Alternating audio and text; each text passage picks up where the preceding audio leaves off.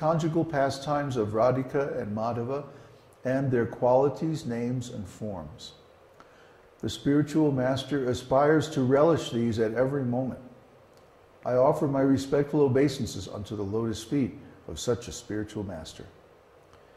The spiritual master is very dear because he is expert in assisting the gopis who at different times make different tasteful arrangements for the perfection of Radha and Krishna's loving conjugal affairs within the groves of Vrindavan. I offer my most humble obeisances unto the lotus feet of such a spiritual master. The spiritual master is to be honored as much as the Supreme Lord because he is the most confidential servitor of the Lord. This is acknowledged in all revealed scriptures and followed by all authorities. Therefore, I offer my respectful obeisances unto the lotus feet of such a spiritual master who is a bona fide representative of Sri Hari Krishna. By the mercy of the spiritual master, one receives the benediction of Krishna. Without the grace of the spiritual master, one cannot make any advancement. Therefore, I should always remember and praise the spiritual master. At least 3 times a day, I should offer my respectful obeisances unto the lotus feet of my spiritual master. So this is the most important principle in spiritual life because the spiritual master is the source of all spiritual advancement. The mercy of the spiritual master is what gives us love of Godhead and perfection in spiritual life.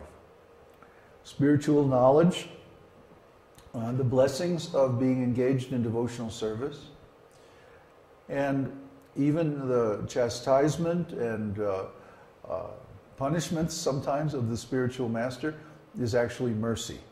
Why? Because it corrects our faults.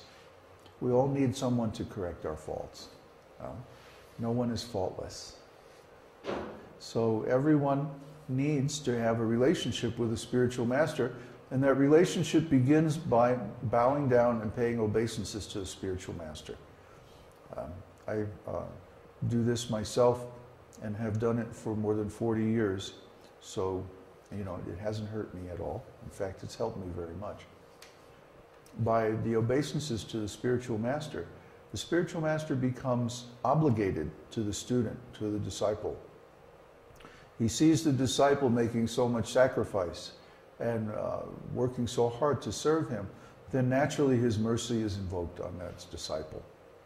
So these 8 prayers, Gurvāṣṭaka means 8 prayers to the Guru, are offered every morning in the temples of all the Gaudiya Vaishnava months.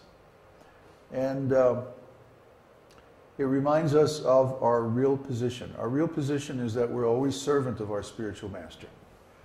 Even if we become guru, that means our service to our spiritual master is to be a guru. So I hope that all my students will become self-realized and become qualified gurus and go out and save the world, because it sure needs it. And we want to give this philosophy without any change, without any alteration, without any compromise. This is not some new age publicity stunt, like The Secret or something like that. But this is the real thing. This is the original Vedic teaching that comes from the classical Vedic literatures, more than 5,000 years old. And we call it the esoteric teaching because it's the esoteric teaching not only of the Vedas, but of the whole world. For example, if you want to know about the soul, if you want to know about consciousness or love of God, the only place this is explained is in the Vedas, and specifically in Vedanta. So this is a very deep philosophy, and it actually is quoted or referenced by all the other religious and spiritual paths in the world. Yoga, jnana, and different kinds of worship are all based on bhakti. Without bhakti, these other paths wouldn't have any potency. They couldn't give any result. By chanting the holy name of the Lord, all desires are fulfilled. But the real desire, or the best desire that we can have, is for pure love of Godhead, because that leads to residence in the spiritual world. And this material world is not our home. We want to go home to the spiritual world. That means we can't have any other desire other than to please Krishna. Because no one can go to the spiritual world unless they're pure. If we have some selfish desire for name, fame, or material opulence or something like that, that will ruin our devotional service. So we need to be very cautious, very careful to remain pure. And this is an internal thing, not only externally pure. Yeah, that's important. But the real purity means purity of desire. Our desire should be pure love. Like it says here, the spiritual master is always assisting the gopis in the conjugal affairs of Radha and Krishna in the groves of Vrindavan. Well, what does that mean? Well, you have to realize it. You have to develop the consciousness so that you can enter those pastimes. And that might be a long path. But even if it takes several lifetimes, that's nothing compared to the millions of lifetimes that we've already spent stuck in this material world. Actually, it's very easy to get liberation. What's hard is to get pure devotional service of the Lord without any trace of personal aggrandizement.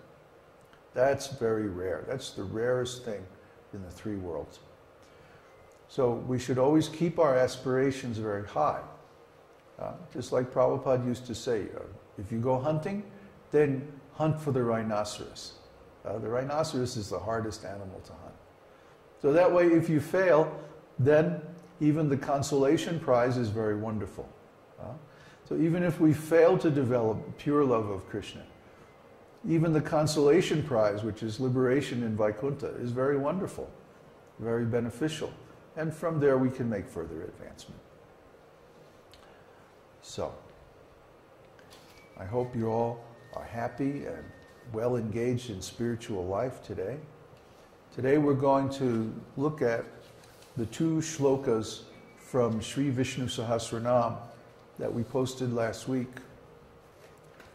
and from the prologue, shlokas 10 and 11.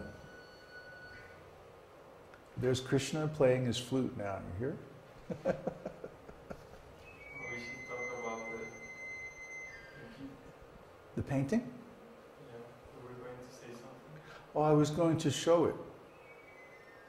Yeah, put the camera on. Krishna Prapti made this very beautiful painting. Can you see it? Yeah. Nice painting of Krishna, which he sent to us as a gift. So I want to thank him very much for his nice gift. This is devotional service. Whatever talent we have, or whatever skill we have, whatever abilities or creative talents, we should offer them in the service of the Lord. For example, I used to be a professional musician. Now I play music for Krishna. So we can all engage our talents and skills like that. That's very wonderful, because then we won't be performing material activities with them. We'll be engaged in spiritual life instead. Okay. Let's look at shloka 10.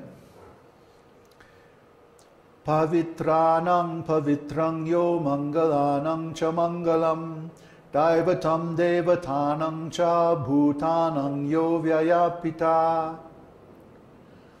Lord Krishna is the most purifying of purifiers, and the power of the Ganges and other places of pilgrimage to remove sinful reactions is derived from him. He is the most auspicious of all auspicious personalities, and he gives to Ganesh and others the power to remove obstacles. He is the most worshipable person, superior to Brahma and all the demigods. He is the eternal, original Father of all living entities. So we gave already extensive purport on this verse in the blog, the podcast, but I wanted to add something.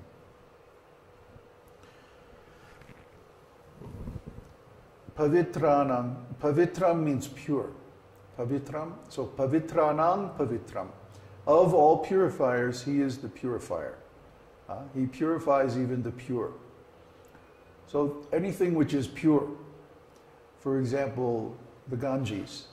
Ganges comes from the little toe of the Lord as Vamana.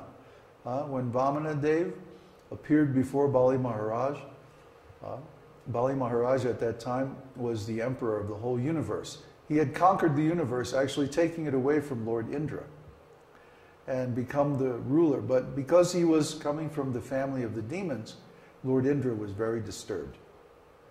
And he went to his guru Brihaspati and said, I have to do something about this. I can't stand this, to be defeated by the demons. So Brihaspati meditated, and then he said, pray for an incarnation of Vishnu. So then Vamandev appeared as the younger brother of Indra, and he went to Bali as a Brahmana, and he begged for 3 steps of land. No problem, right?